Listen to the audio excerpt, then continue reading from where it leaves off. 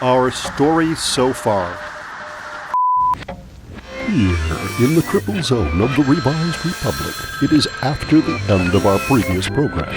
And that is where we speak the story of the story in the voice of the language of that place, spoken as it will be back then.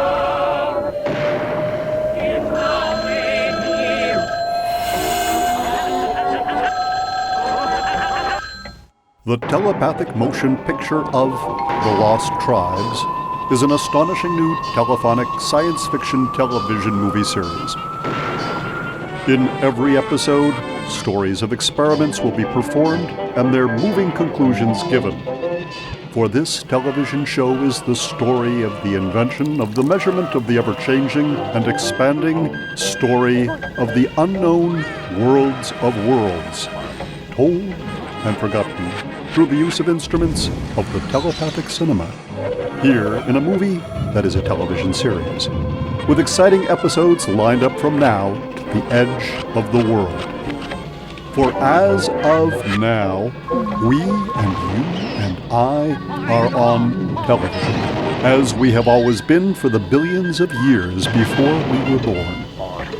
Television that is alive, where everything happens all at once, in all the many places, and in all the many times, all at once and never again.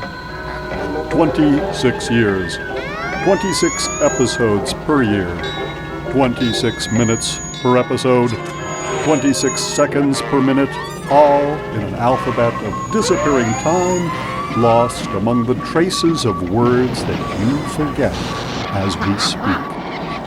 And so now and then, let us travel together alone, all at once, in the time of our thoughts, through the uncubed time places of this telepathic movie television show, where in all those unrecorded places, times, and episodes, I and we are here to tell you the inspiring and horrible story of an imminent vengeance, arriving all at once here from the future and the future of the past, where you have been warned.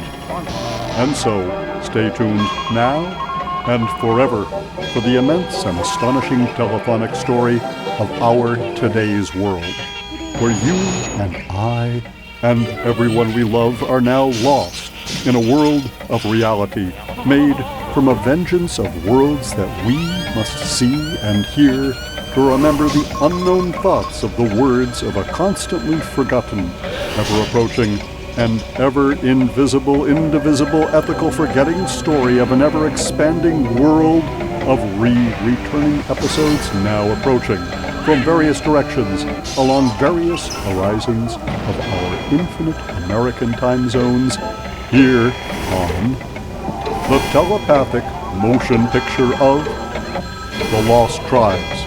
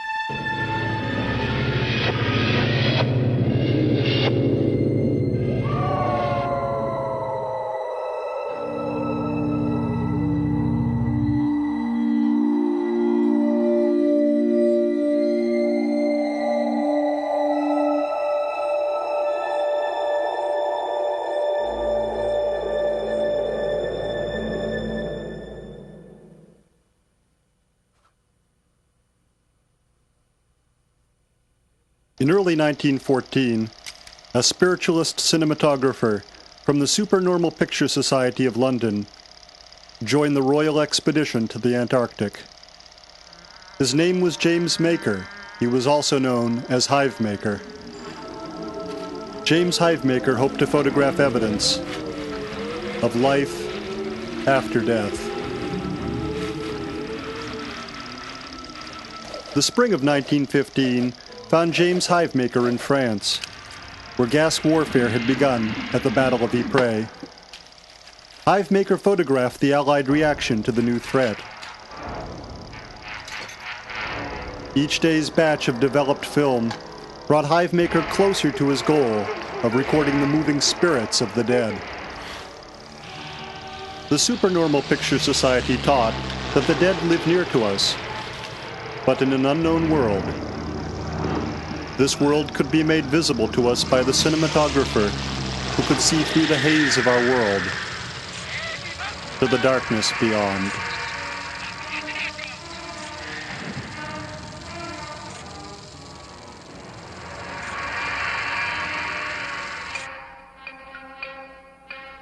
To the supernormal cinematographer, the ghost was a spiritual radium in decay, which could stain photographic film.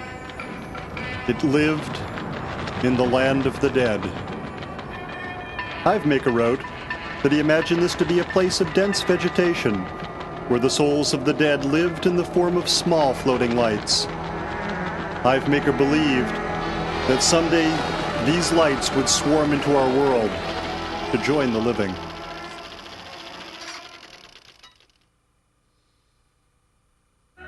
In the summer of 1916, James Hivemaker returned to his home and business, a bee farm north of London, to supervise the season's work and check on his hives.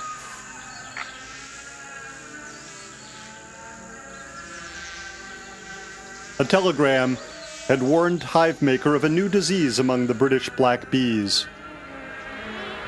To forestall possible ruin, Hivemaker hoped to purchase an experimental stock of specialty bees from Mesopotamia. He had heard that these special bees were both plague-proof and abundant producers of an unusually clear honey. If the experiment was successful, he would replace his entire stock.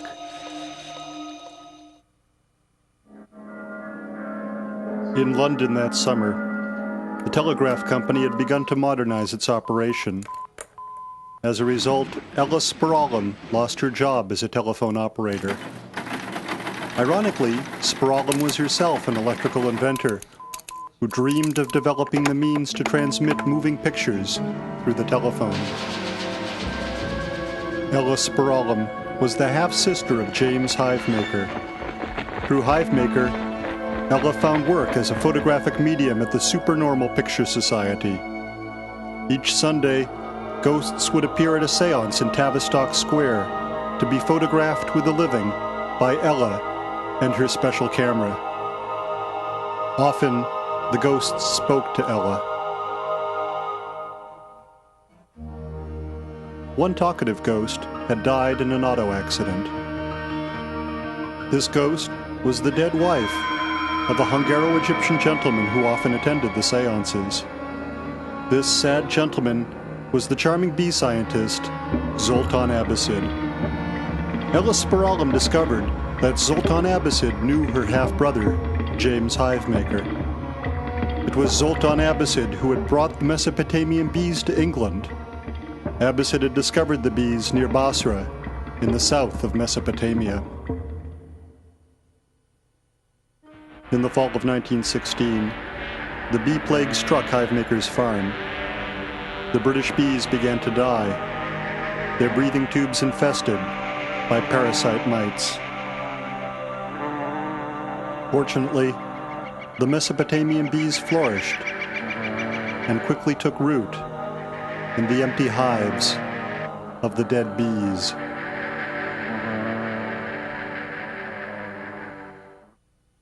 At that moment, a sudden love grew between Ella Spiralim and Zoltan Abbasid. The two were married in the early winter. For their honeymoon, Zoltan Abbasid took his new wife to America to see the cowboys. They stopped in Alamogordo, New Mexico.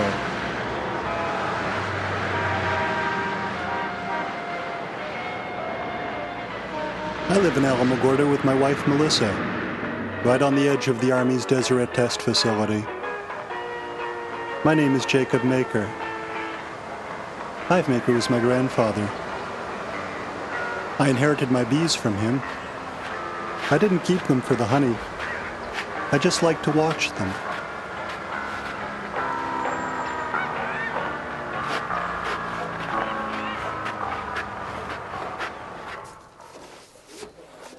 Melissa and I were related. Hivemaker's half-sister, Alice Spiralam, was Melissa's grandmother. Melissa and I met here in Alamogordo while we were working on the training simulator for the shuttle.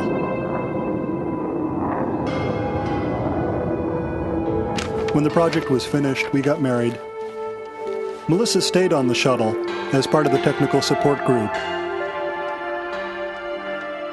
I was reassigned to another part of the company.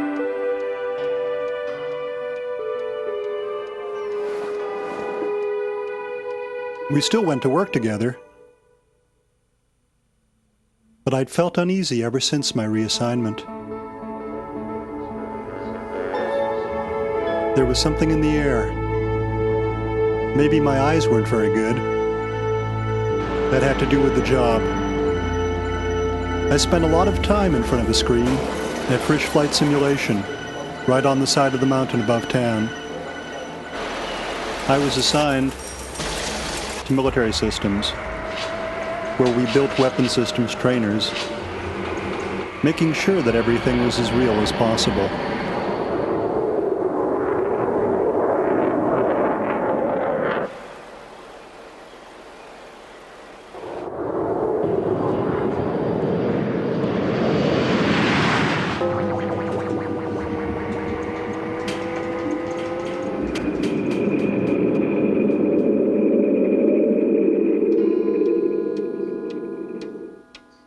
I didn't really understand what was going on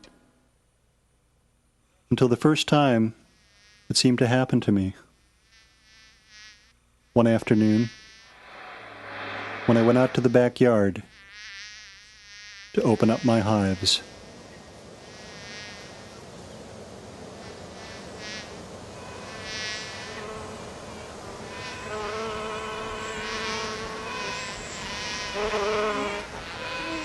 When I was among my Mesopotamian bees, I always thought about how things had changed.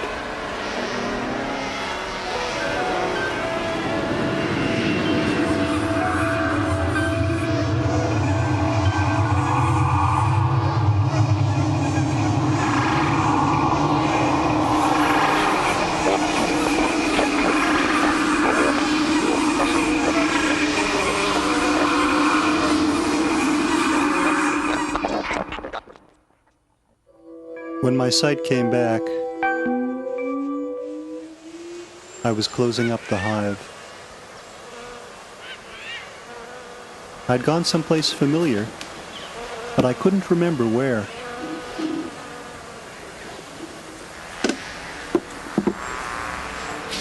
I must have spent several hours with the bees. When Melissa came out to talk, it was almost time for dinner.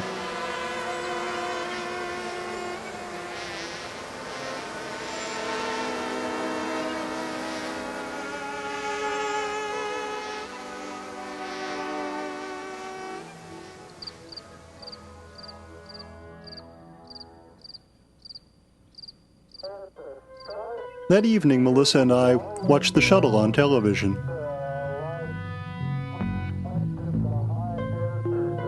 Anti-technology. Be careful. What was the response to this program? Because we know... Are you getting a PV picture now, Houston? The Defense Department on the realignment plan. You're field of view now. We made love that night for the last time.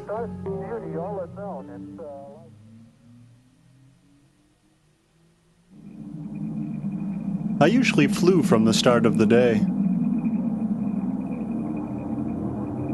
My specific assignment was the Army's Integrated Air Battle Mission Simulator, where several pilots could fly at once over a common landscape the size of New Jersey.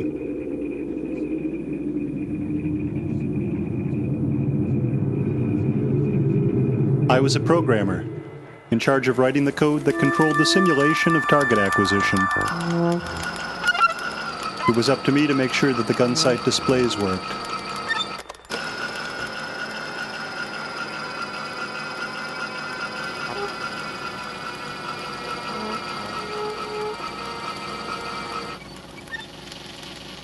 The day after my strange experience at the Hive, a thought came to me in the middle of an explosion. I remembered another strange experience with the bees. Only the week before, I had gone out after dinner. As I opened the hive, I knew that something was wrong. There were voices inside the hive.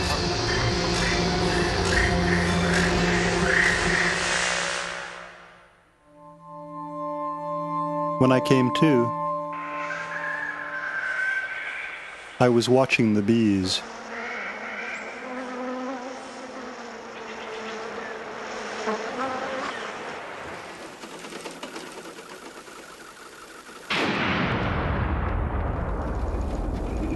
I realized that I didn't really understand my job. There were things I had to do, but I didn't really know what they were. So I went home early, leaving Melissa at work.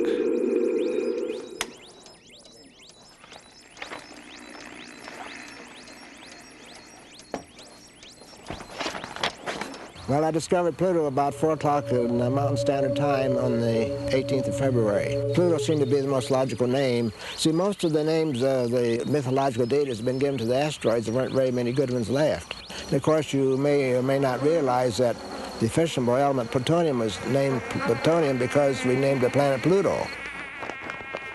I was drawn to the bees.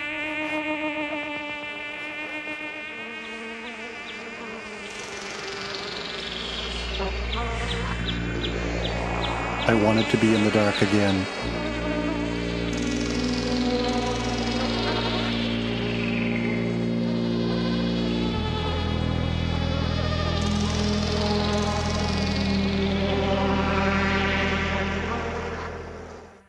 When the dark came, I was able to stay awake. I waited for something to change.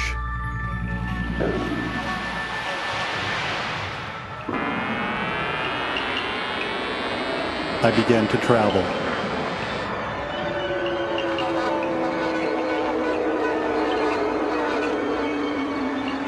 I arrived at a patch of land hanging in the darkness.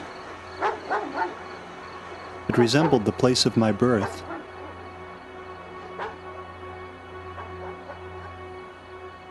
I was born on July 16th, 1945, in the house of my dead grandfather, a place known as the Garden of Eden, near Abilene, Kansas.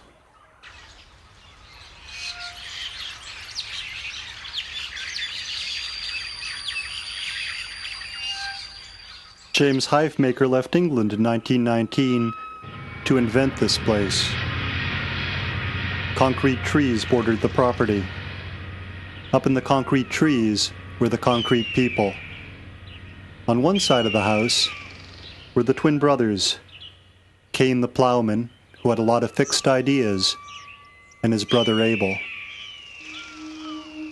When I was a child, Cain killed his brother Abel. After that, God put an X mark on Cain's forehead in order to protect him from vengeance. Whoever killed Cain would die 13 times. I read this riddle in my grandfather's diary, which I found in the library. After that, I went for a walk. I couldn't go beyond the perimeter of the acre.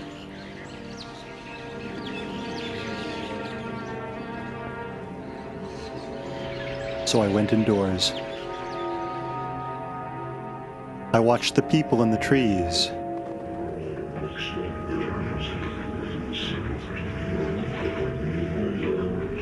And Cain, as he left for another planet.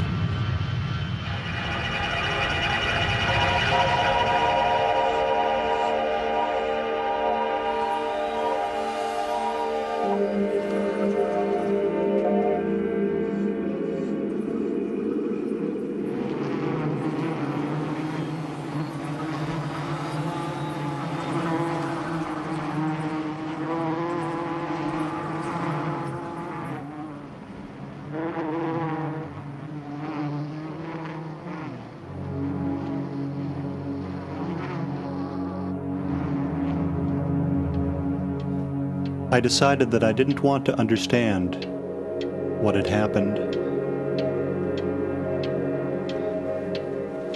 I went to bed just as the sun was setting. Melissa wasn't home yet.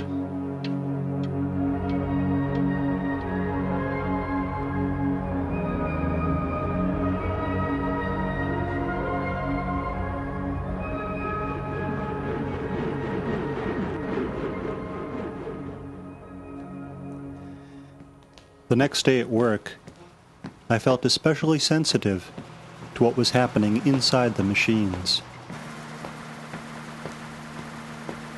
I could feel the weapons and the targets.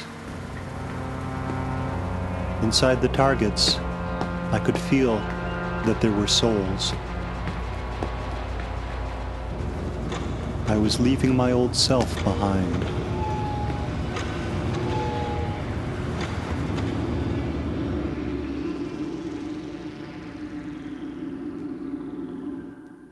That afternoon, I could feel the darkness around me. I was on the edge of a journey.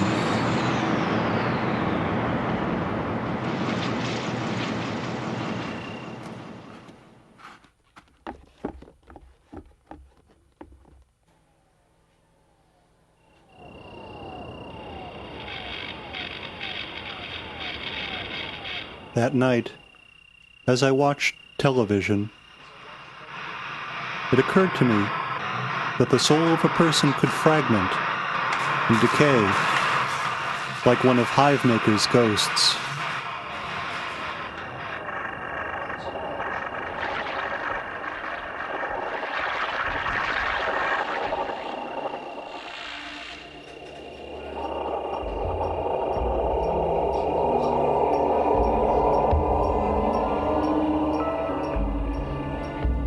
I was lost.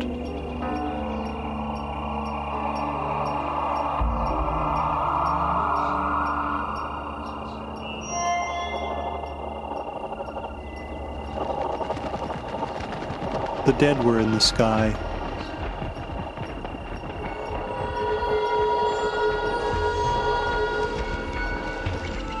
I was their target.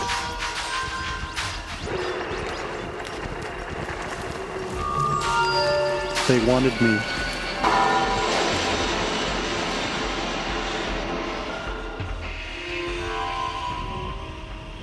I knew that my suit would protect me.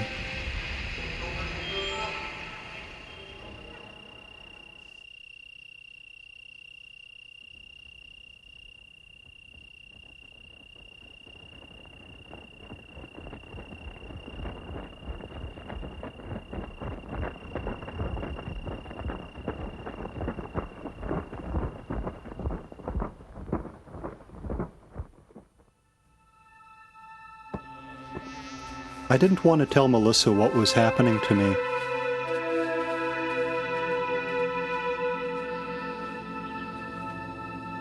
I was glad for the everyday routine now, but I knew that I would soon have to make some sort of decision.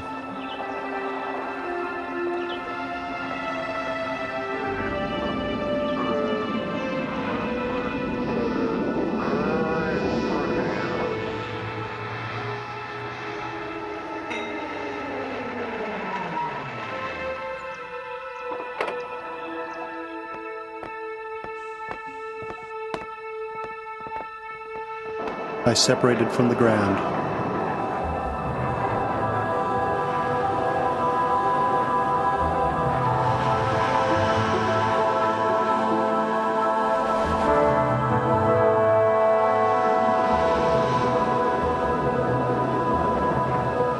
I was a weapon.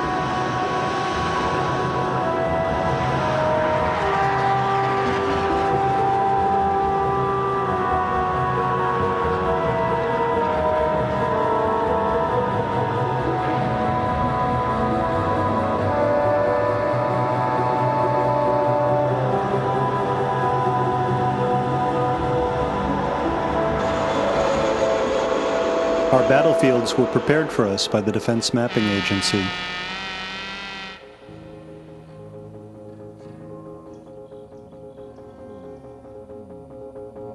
Every tape was a square of real landscape. I could feel those places. There were people there. To hit a simulated target was to secretly prepare murder against the real target. Eventually, there would be real ghosts. I had to decide now. I was on a mission. I turned off the radar and headed towards the moon.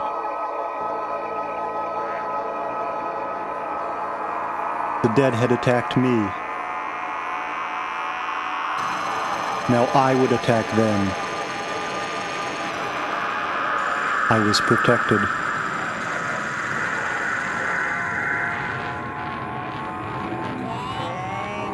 They wanted me dead, but I was going to kill them before they killed me.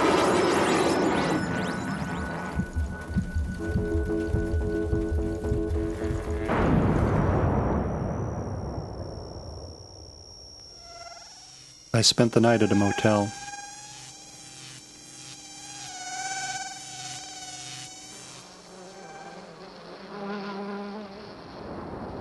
The next morning, I visited some friends at the National Solar Observatory up in the mountains. We watched the clouds on television. Then I went home.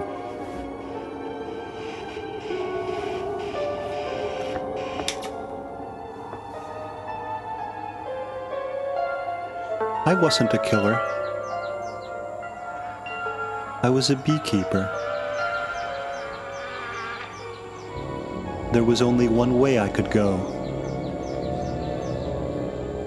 I wanted to use the bees to go back to the Garden of Eden.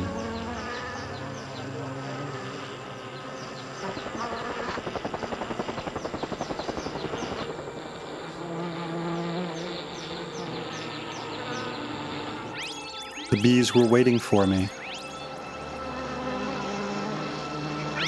They pierced the side of my head.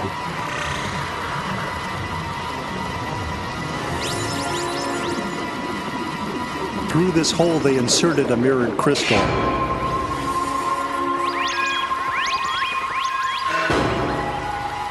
I had discovered television among the bees. Through the television, I could read my grandfather's diary at the Garden of Eden. Ellis Speralam and Zoltan Abbasid returned from New Mexico the next spring. Strangely, the Mesopotamian bees had multiplied over the winter. The hives were filled with their clear honey. James Hivemaker had never harvested so early as that year. The colonies were so crowded that every day there was a new swarming. Hivemaker followed lines of Mesopotamian bees away from the farm and found wild colonies in the trees and caves of the surrounding countryside.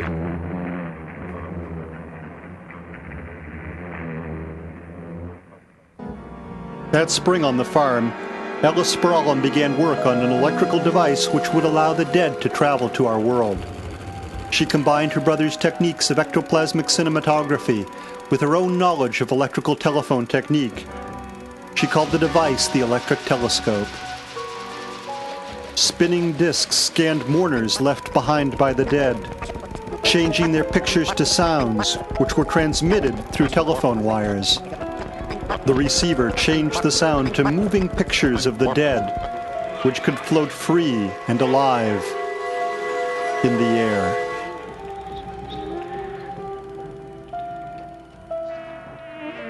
Amidst all this activity, the bee scientist Zoltan Abbasid conducted his own experiments on the Mesopotamian bees he had provided hive maker.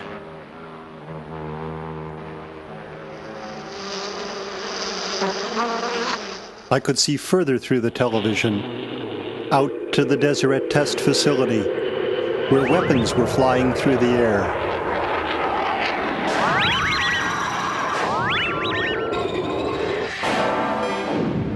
They were killing each other.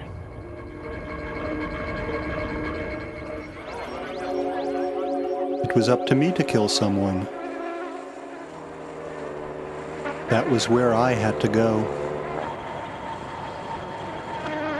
The X-shaped gun sight floated before my eyes. I was Cain. That was my mark. God would protect me from my victims. Melissa called from work.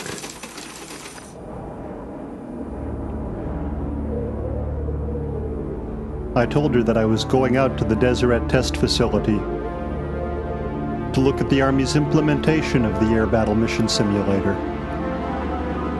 I had no idea how long I would be gone.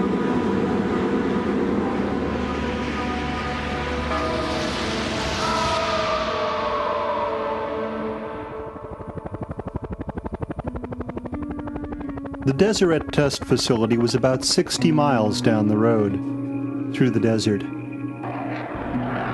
Deseret was the main American testing ground for guided, as well as semi-intelligent weapons. The facility was slightly larger than Rhode Island.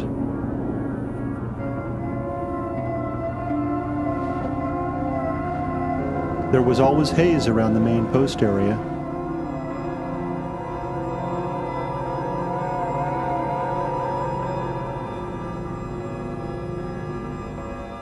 That had reassured me right away.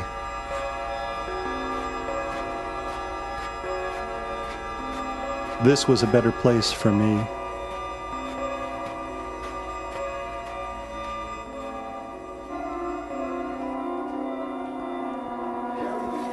The Army was using my work to figure out problems they were having with a vision-guided missile system that they were testing for one of their contractors.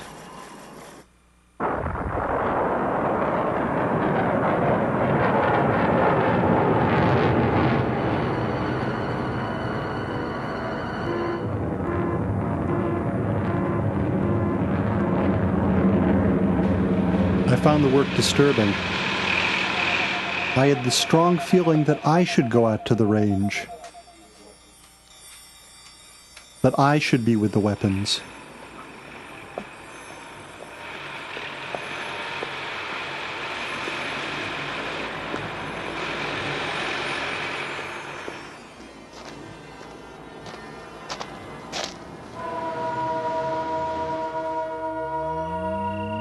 I rented a small place in a trailer park not far from base.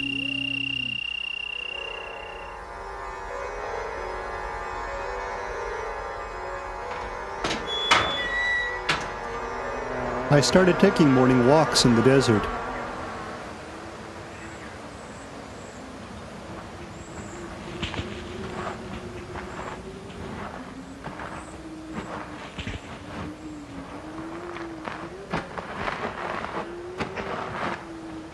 All this time, the bee television was active inside me.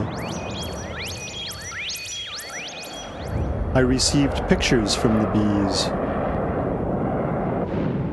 They showed me how weapons died every day.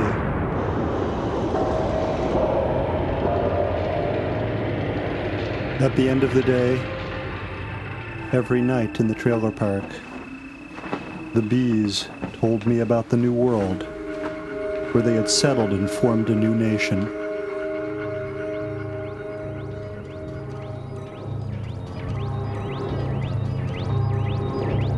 It was the land of the dead.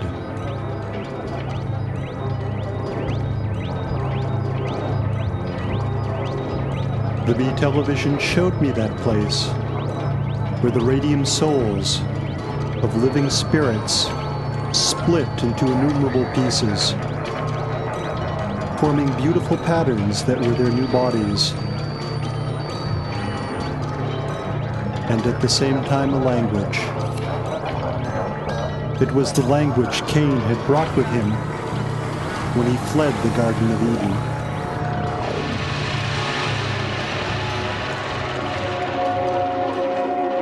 The thought of this new world excited me. My walks became longer.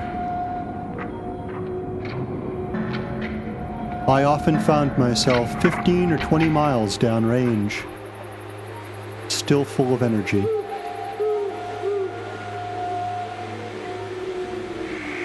My favorite stopping place was the launch site monument, where the Army had tested Nazi rockets.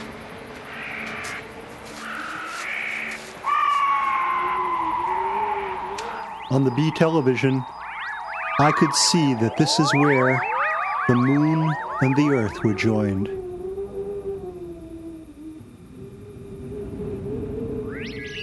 All around this place, semi-intelligent weapons were trying to escape the earth, hoping for a new life elsewhere.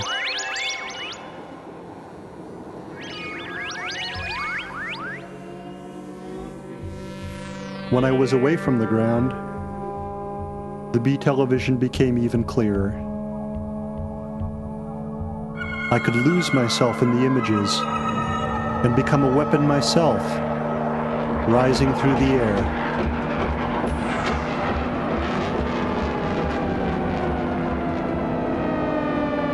My destination was the moon.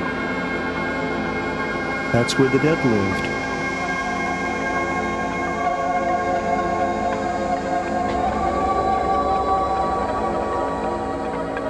I always enjoyed visiting the moon.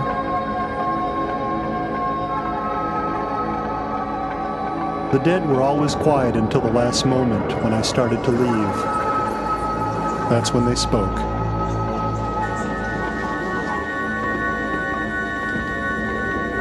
They spoke to me as bees. They showed me a line that I would have to follow through the darkness.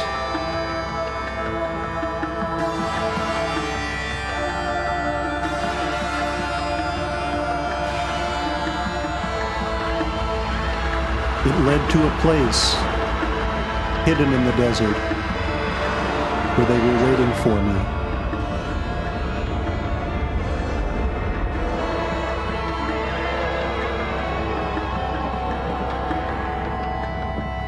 I realized that I would have to follow this beeline out to the test range.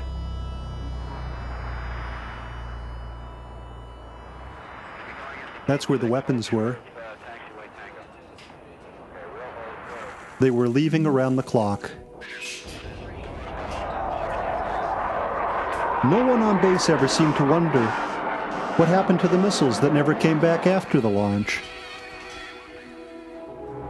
But I knew that they had become flying saucers, and that I could join them if I wanted, and become one of them.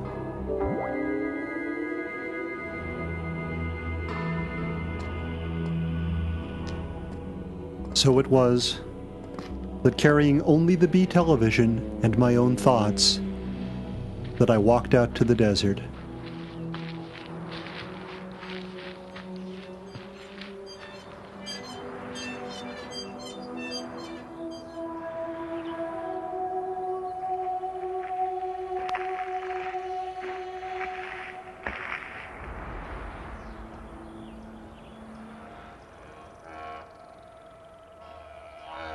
As I walked, The BTV showed me the sights of past or future explosions.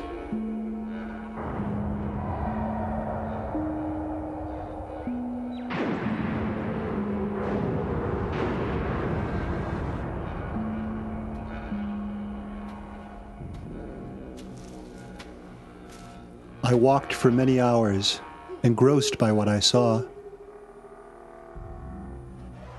But eventually I awoke.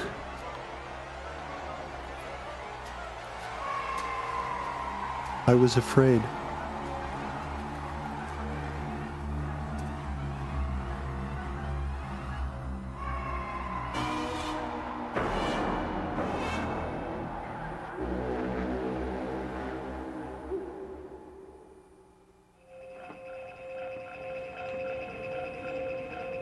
I could see the dead, shaped like letters of the alphabet.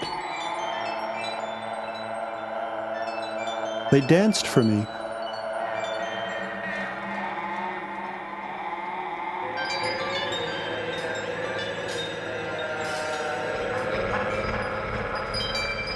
The BTV appeared among them.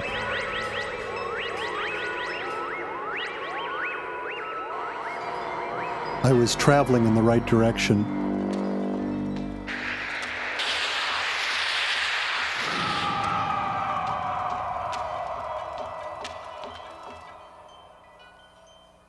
I woke on my feet, heading north.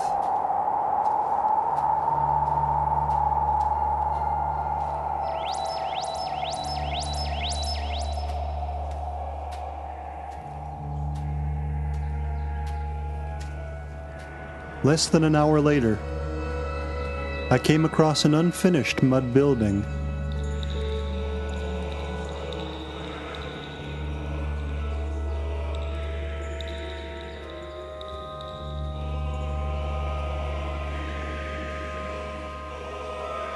It was a library in progress for the Russian Orthodox monks of St. Anthony.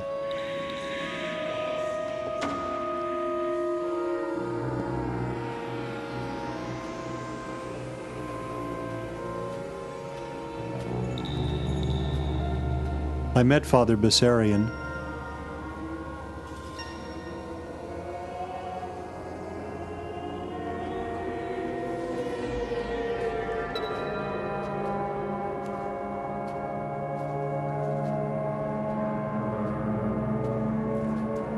He told me that there were demons in the desert.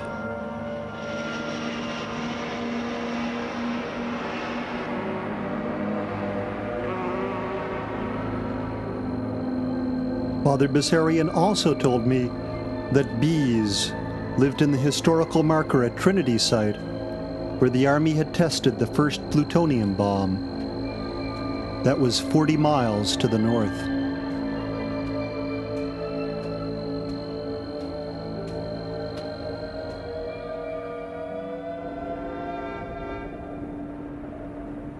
The next morning found me at White Sands, a great stretch of pulverized gypsum, the main ingredient in wallboard.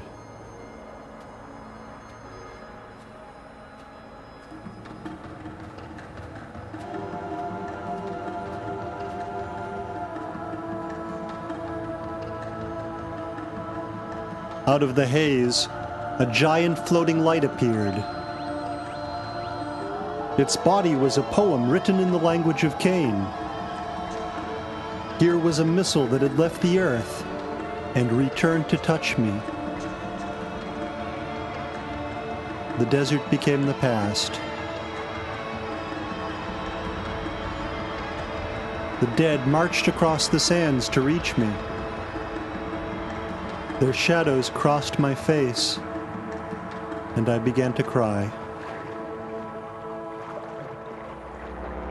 The sky opened. I could see the darkness.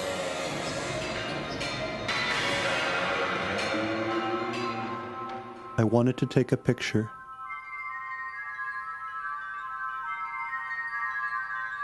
But all I could do was dance.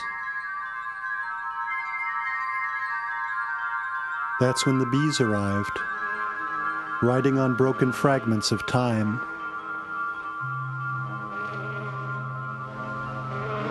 They flattened the sands and built a room for me on stilts so that I could be in the air when the shuttle returned.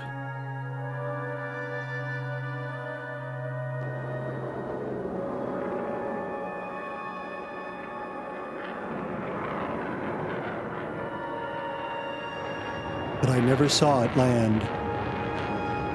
I flew directly to the Garden of Eden, where there was a message waiting for me in my grandfather's diary.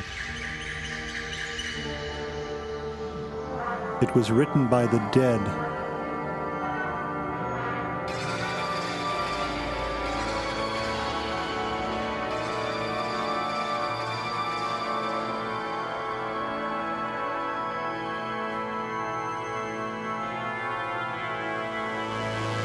From the bed of my birth to the bed of my death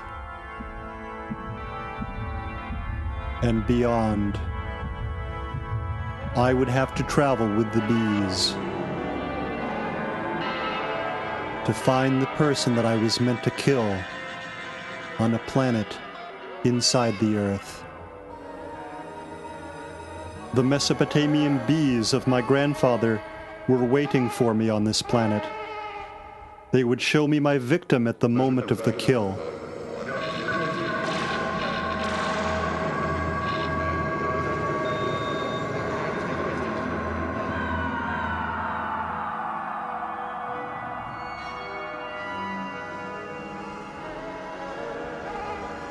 At the end of the story, I was still dead. An angel arrived from the planet of life to take me back to the white sands.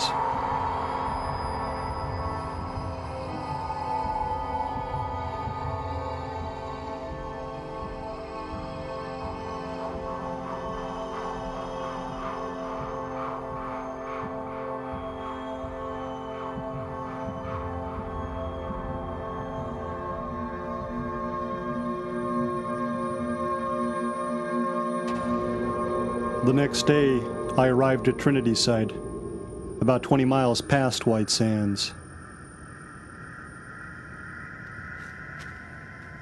There were camera bunkers still standing from the famous test.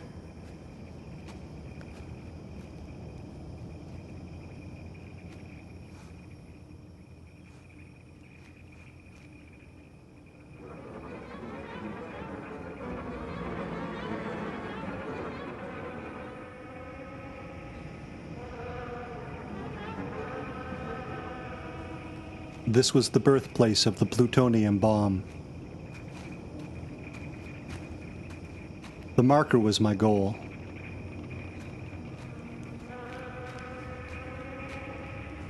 If there were bees, I was glad I had my suit on.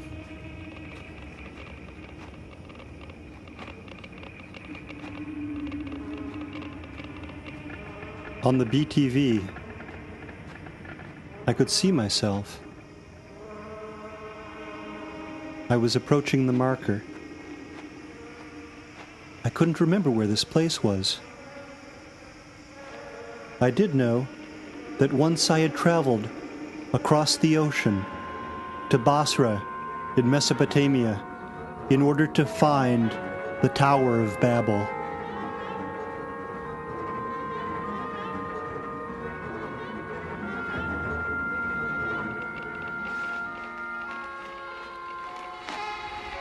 I knew that I was from Alamogordo. I realized that couldn't be more than 50 miles by car. But I didn't know how I could ever get back.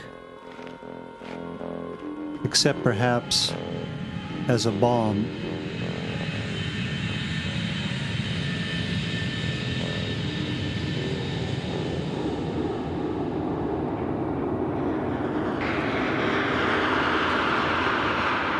I couldn't allow that to happen. I had to call Melissa and warn her.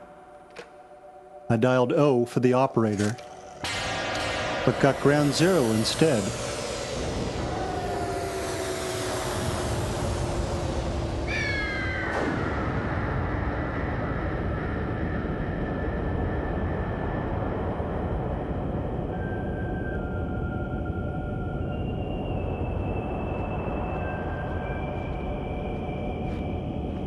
Over and over, I tried to make that call,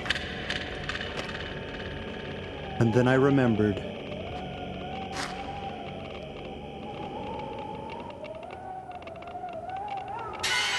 The BTV showed me that I was at Trinity site.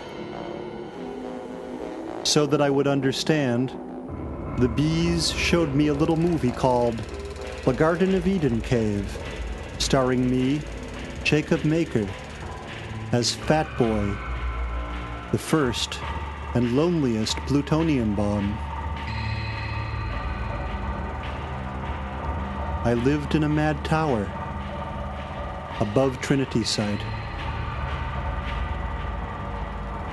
The day of my death, the other dead came to visit me. They said, "Little bomb, it is July 16th, 1945. Now that you're gone, they'll make you a marker, and the bees will come to live here, and the flying saucers, so you will know that through the grace of God, the maker of people, his Son, the Savior of the Christians, and those bees who swarm through the air, that though you are dead, you were born." Zoltan Abbasid, on July 11th, 1882. This was true.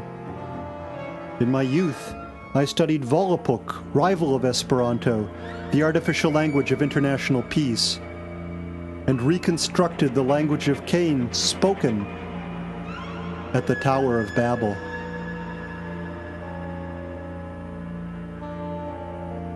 In 1915, I, Zoltan Abbasid, traveled to Basra in southern Mesopotamia in search of remnants from the Tower of Babel. The British campaign in Mesopotamia had recently climaxed with the surrender to the Turks at Kut. I traveled by aeroplane and boat against the retreat to arrive at the famous tomb of Ezra, gatekeeper at the Garden of Eden. I knew that here were hidden the remnants of Babel. I found native bees in British hives.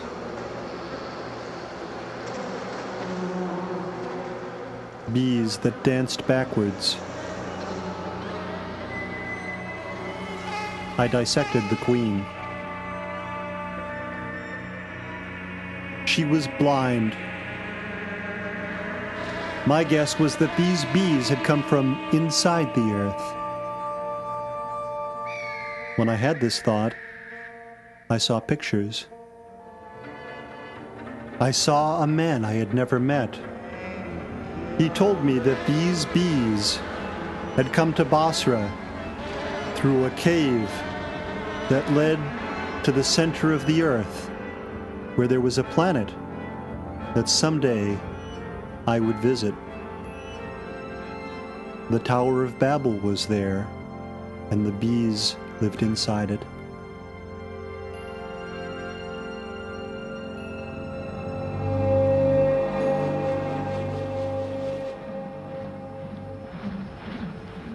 When the movie was over, I realized that the world was surrounded by darkness. That's because there was a cave the size of Midtown Manhattan, hidden beneath the New Mexican desert.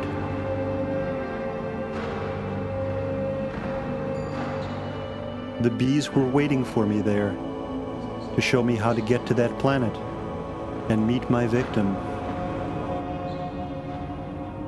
So I followed the pictures inside my brain, towards the dark place.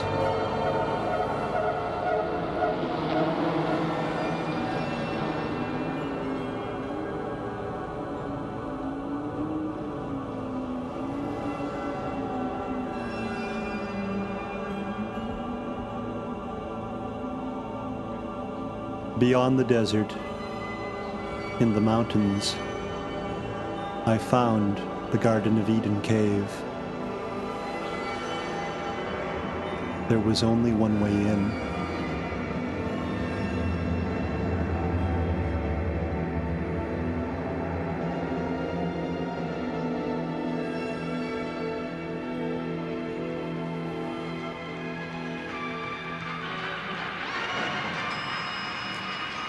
I had reached the land of the dead.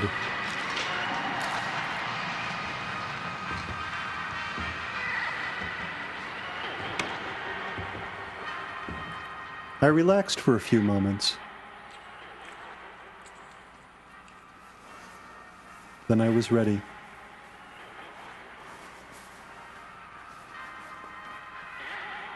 I knew which way to go.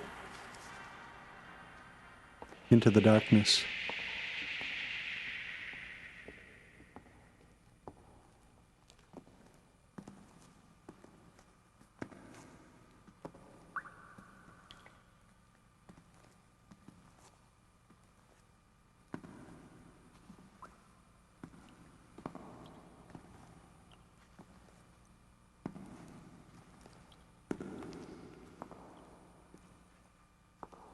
The first thing I noticed was the light. The bees had illuminated the cave for me.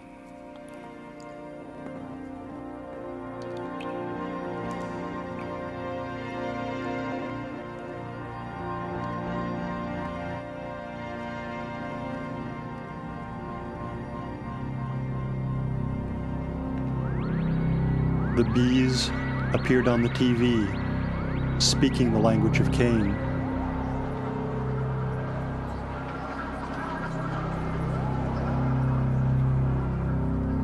They were waiting for me. They weren't directly visible to sight, but I knew they were there. The intricate stonework was their honeycomb.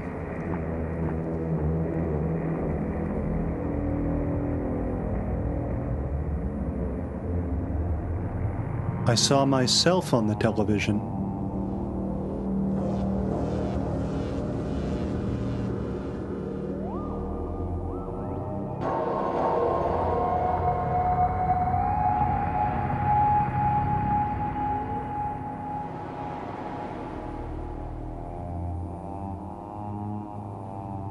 Then I saw the bees directly for the first time.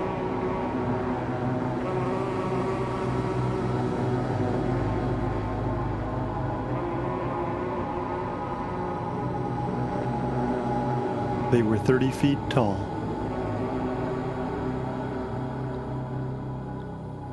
They sang for me.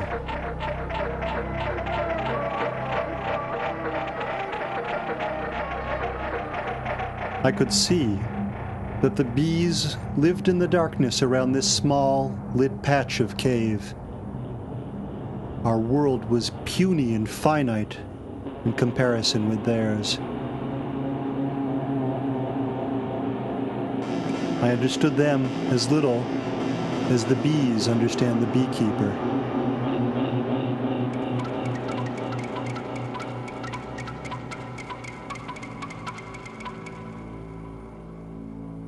That didn't discourage me. I continued to walk through the cave, a tourist in the land of the dead. Each corner held a new amazement. They had created a world where the dead could live. Each soul could have a square of land and time.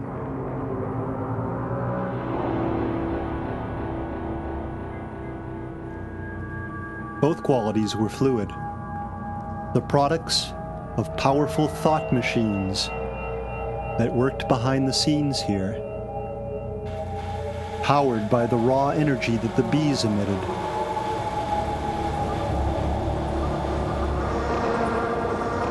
It was a mechanism of astonishing complexity. All this tired me. I slept in a dark corner, like a bee. When the underground sun rose, I could feel my destiny pressing in on me.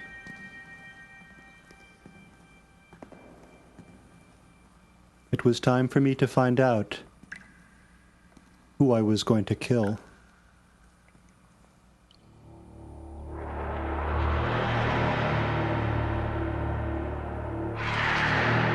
Time ran forwards and backwards. I emerged in a room as bright as noon, covered with magnificent honeycomb.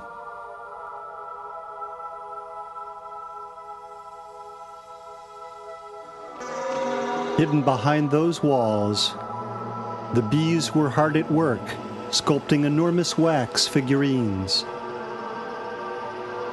feminine forms in which they intended to enter our world. They promised me one of these bodies after my death. To earn it, I would have to enter their world.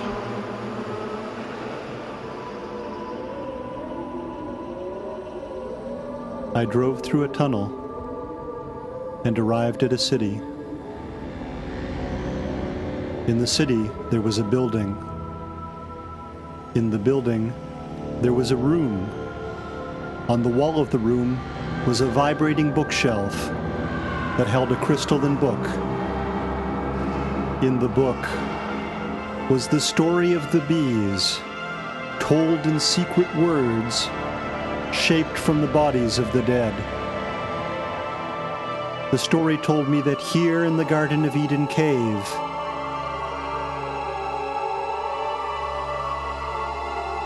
vengeance was being planned for the dead.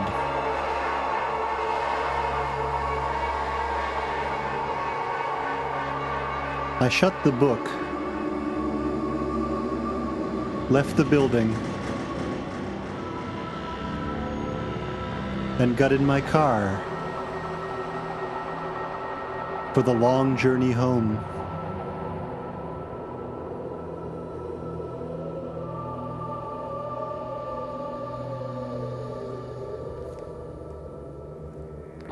I knew I wouldn't be alone for long.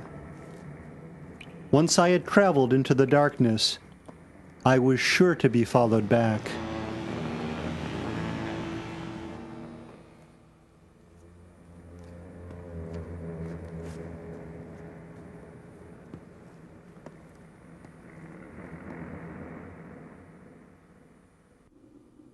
That afternoon, out of the dark machinery, one of the dead of the future arrived.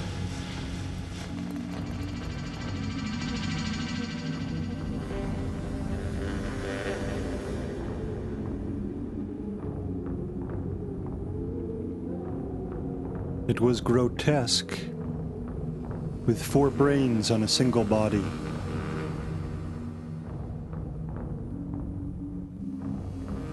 I felt that I recognized it.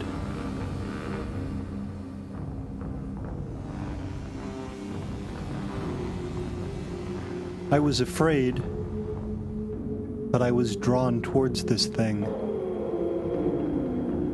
I followed it deeper into the cave. That's where I would find my victim. It was almost time. I used my programming skills to reshape the cave into a shield. From behind the shield, I would attack with the mark of Cain.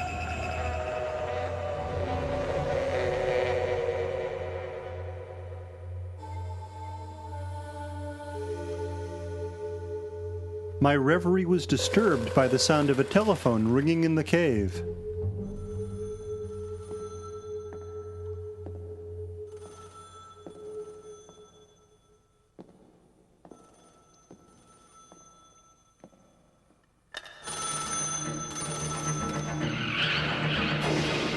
It was the dead wife of Zoltan Abbasid. She was calling from the moon.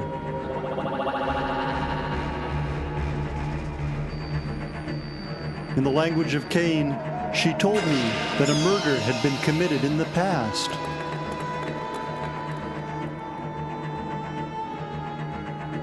And that I would kill again in Basra, southern Mesopotamia. As I spoke to her, I realized again that I was Zoltan Abbasid. I was already dead, yet I was still Jacob Maker, so I already had my new body. There was vengeance for the dead in this cave. They wanted me. So I went into the darkness to hide. An escort appeared to take me to asylum. I followed it into the darkness, past the vengeance sign, to the graveyard where words were born. Past this was a place guarded by the oldest of the dead. There, the soul fragments of animals were sharpened and organized into complicated floating weapons.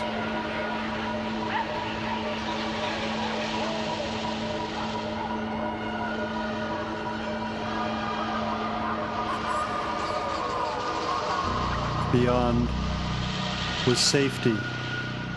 The puzzle planets, shuffling in perpetual confusion. I went down to one which had a moon. This was my secret planet of refuge. I couldn't pronounce its name. There, I was born again as the X-shape, a floating gun sight.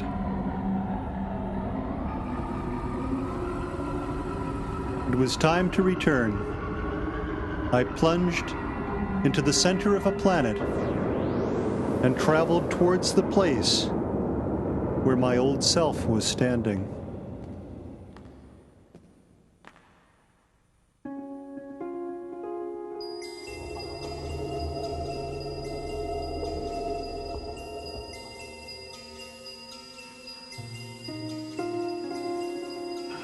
The X-shape led, and my old self followed, flying through the darkness on the B television. That miraculous shape given me by the bees, and now being taken back by them.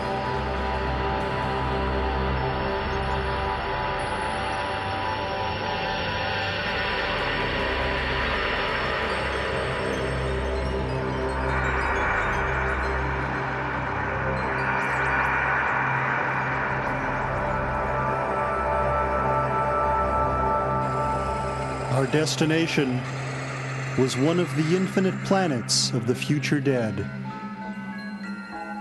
This one was still geologically active. On it, cities were forming. Each city birth was preceded by the appearance of the Tower of Babel, a hive of words that articulated as streets and avenues.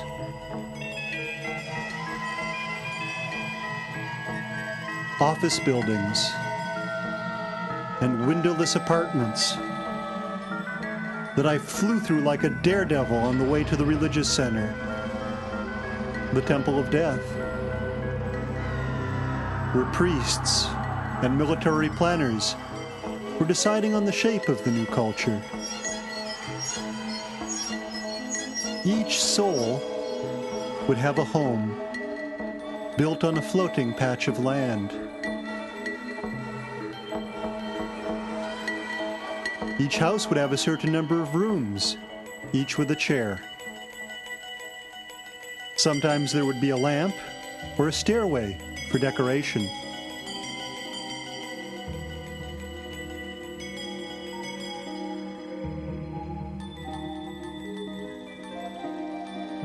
There would always be a basement, and in it would be the clock, the entertainment center, controlling both the television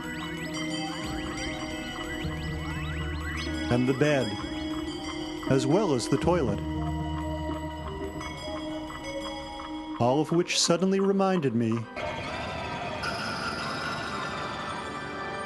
that I was dead. I had fallen to the floor of the cave. My death was relaxing and beautiful. I certainly didn't want to waste very much time on it. I had other places to go.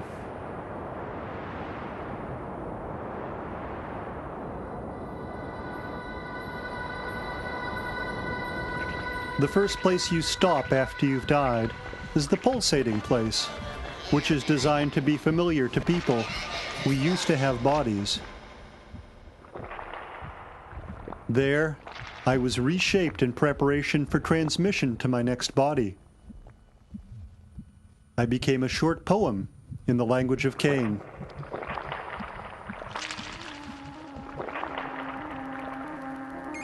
I would get my new body after I killed.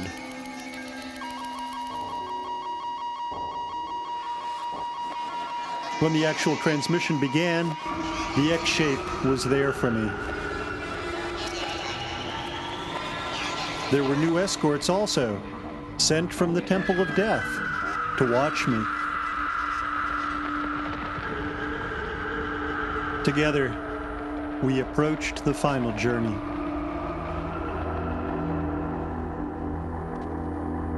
Space and time opened like an elevator to reveal a planet that had vanished, leaving its weather behind.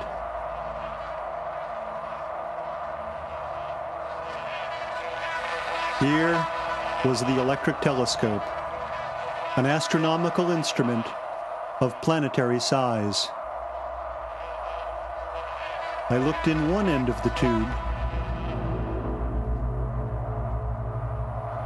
and then the other, and started to search for the missing planet.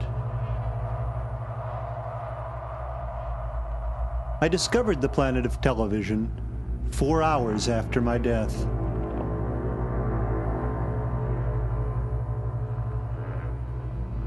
I went down the other end of the tube.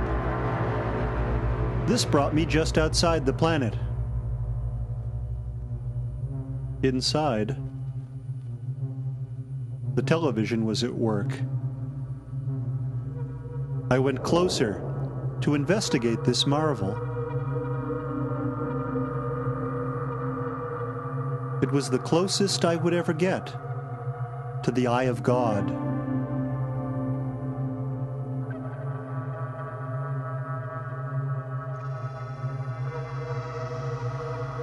When the television turned its gaze on me, for a few moments I could see the world as the deity did, divided into different zones of transmission.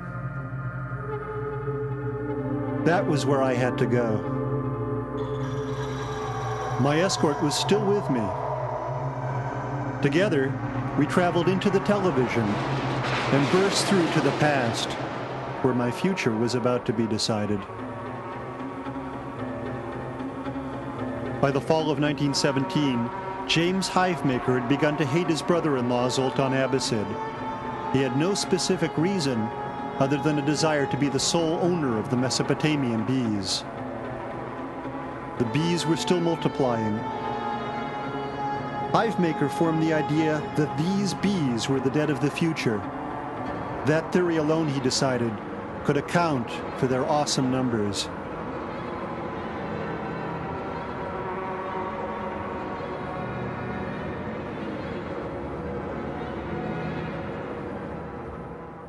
Ellis Bartolom's machine had not progressed. Technical limitations had prevented her from building a machine large enough to scan an entire mourner or receive a complete soul.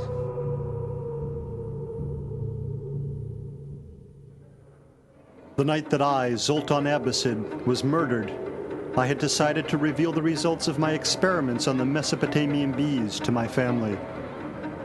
A new variant of Ella's machine was running in the garden, pointed at the hives, creating images from the sounds of the bees.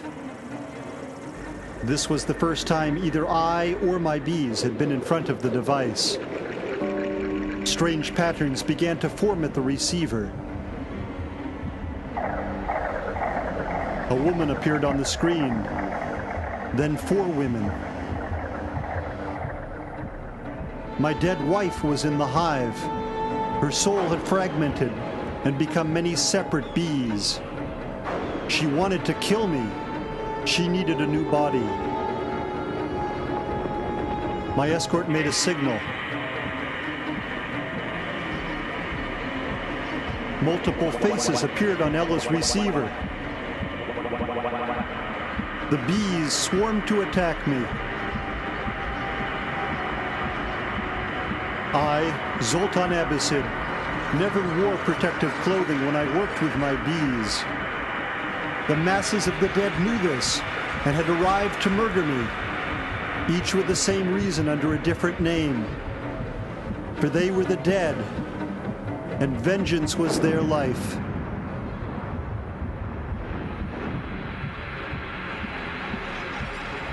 I was stung again and again.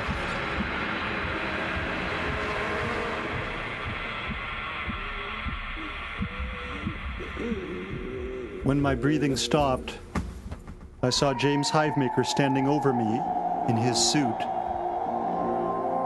Hivemaker always wore his suit. That was the last thing I ever saw.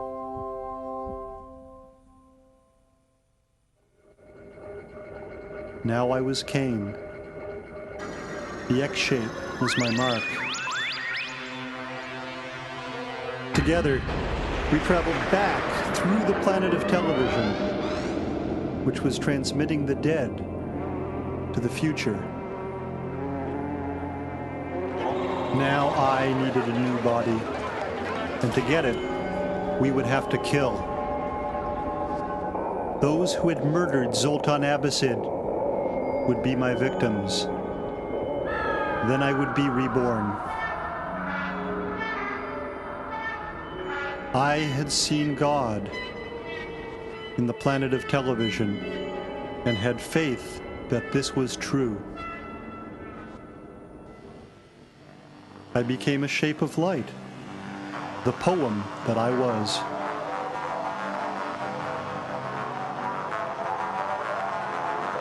I hid in a flower crystal on the bee television. The X-shape followed the path that my enemies were fleeing along. They were heading forwards through time, back to Mesopotamia, which now had a different name.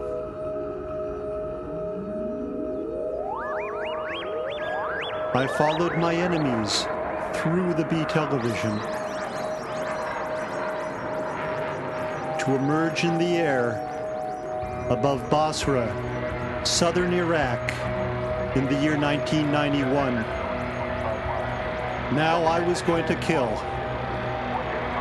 That was my job. I spoke the code that changed the bee television into a weapon with the image of my special enemy engraved upon it.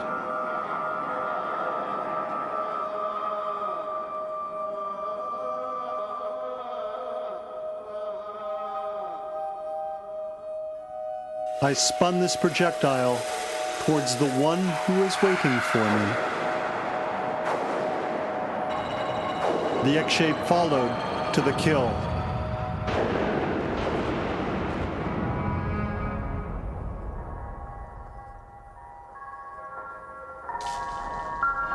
Back in the darkness, at the graveyard beyond the vengeance sign, many new souls were born.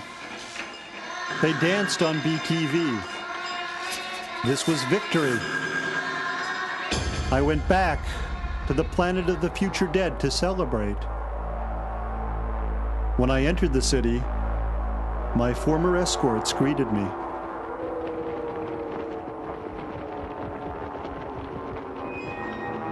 They'd had children.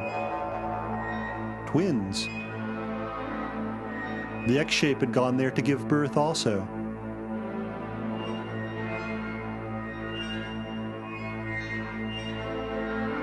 On the BTV, many new bodies were on display.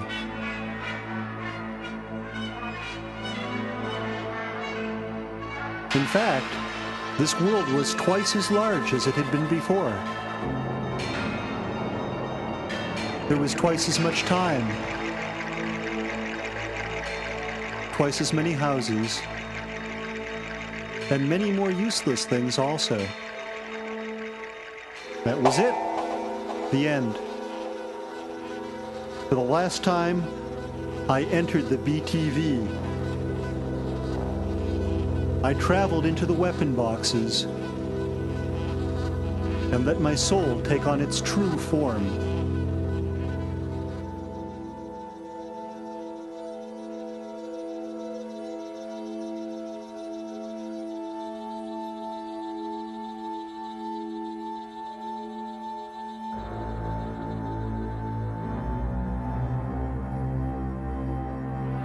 I am the X-shaped Siamese twins. With a little bit of thought, I can change my shape and have that body the bees promised me in the cave. We are Siamese twins at the beginning of the world. My family is here. We're all attached. That's me, Jacob Maker, and next to me is me, Zoltan Abbasid. We're on top. On the bottom are the two Iraqis we murdered in the tank. They're our brothers now. We can live anywhere on this planet that we want to, but there's no place like home. We're going back to the Garden of Eden. Or actually, where we went to live after we left the Garden of Eden.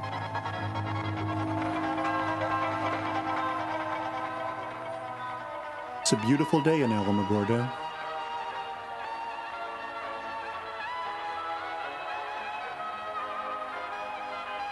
I really enjoy my job. I'm a woman now. Actually, several women. Our names are Alel and Zilla Lamek. We're genetic researchers, specializing in the study of the shifting kernel patterns that can be recorded across generations of mutating corn.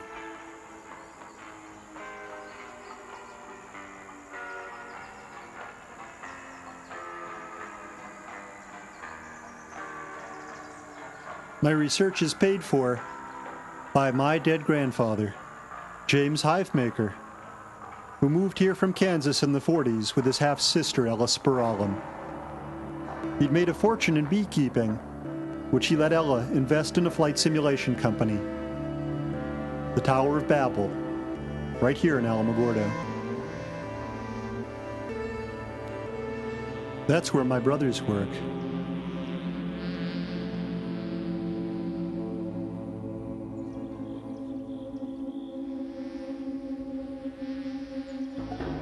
Right now, their specific assignment at the Tower of Babel is one of Aunt Ella's inventions. A two-way television that lets them talk to the dead. On the television, the dead people have promised that for the next 1,000 years, we get to live in peace on this new world. I love my brothers, and I believe that. That's the power of love.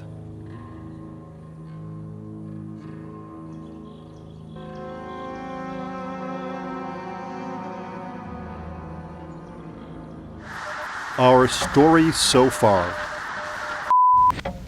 Here, in the cripple zone of the revised republic, it is after the end of our previous program. And that is where we speak the story of the story in the voice of the language of that place, broken as it will be back then.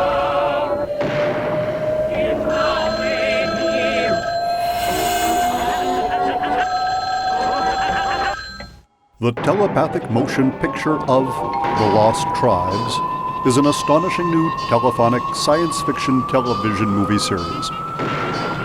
In every episode, stories of experiments will be performed and their moving conclusions given.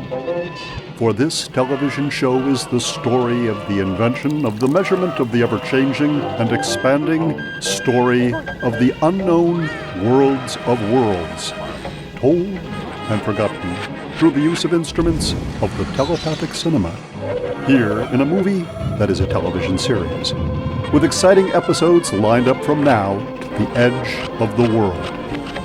For as of now, we and you and I are on television, as we have always been for the billions of years before we were born.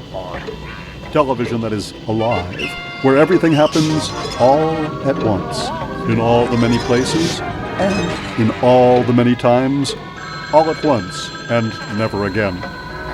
26 years, 26 episodes per year, 26 minutes per episode, 26 seconds per minute, all in an alphabet of disappearing time, lost among the traces of words that you forget as we speak.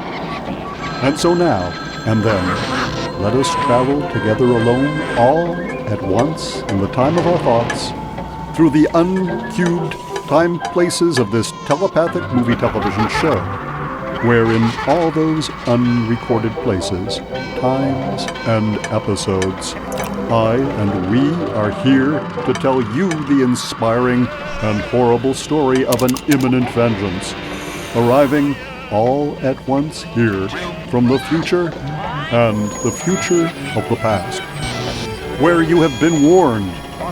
And so, stay tuned now and forever for the immense and astonishing telephonic story of our today's world, where you and I and everyone we love are now lost in a world of reality made from a vengeance of worlds that we must see and hear to remember the unknown thoughts of the words of a constantly forgotten, ever-approaching, and ever-invisible, indivisible, ethical forgetting story of an ever-expanding world of returning episodes now approaching from various directions along various horizons of our infinite American time zones here on the telepathic motion picture of The Lost Tribes.